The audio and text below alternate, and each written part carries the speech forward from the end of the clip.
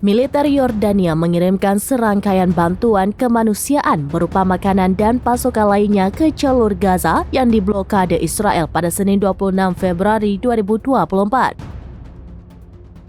Satu di antaranya oleh pesawat militer Prancis, pengiriman bantuan untuk warga Palestina yang dilanda kelaparan di Gaza Selatan dijatuhkan di pesisir Laut Mediterania. Ratusan ribu warga Palestina menunggu bantuan setiap hari karena mereka berada di ambang kelaparan akibat pengepungan Israel. 3 pesawat angkut Hercules C-130H milik Yordania dan sebuah pesawat Prancis terbang melintasi Gaza, melakukan beberapa kali penerjunan udara ke wilayah Gaza Selatan berkoordinasi dengan Angkatan Udara Israel yang mengebom jalur tersebut.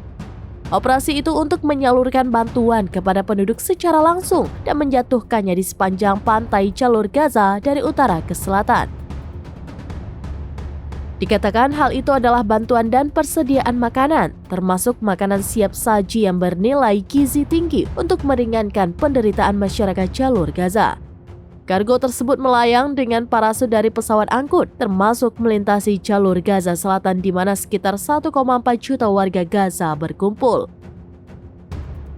Yordania sejauh ini telah melakukan 16 operasi penerjunan udara sejak dimulainya perang Israel di Gaza pada Oktober 2023. Yordania berkoordinasi dengan Angkatan Udara Israel setelah Israel sendiri memblokir masuknya bantuan ke jalur Gaza yang diblokade.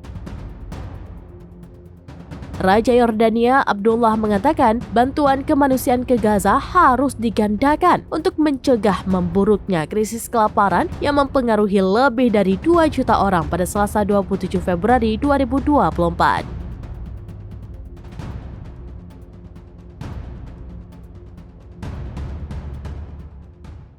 Download Tribun X sekarang, menghadirkan lokal menjadi Indonesia.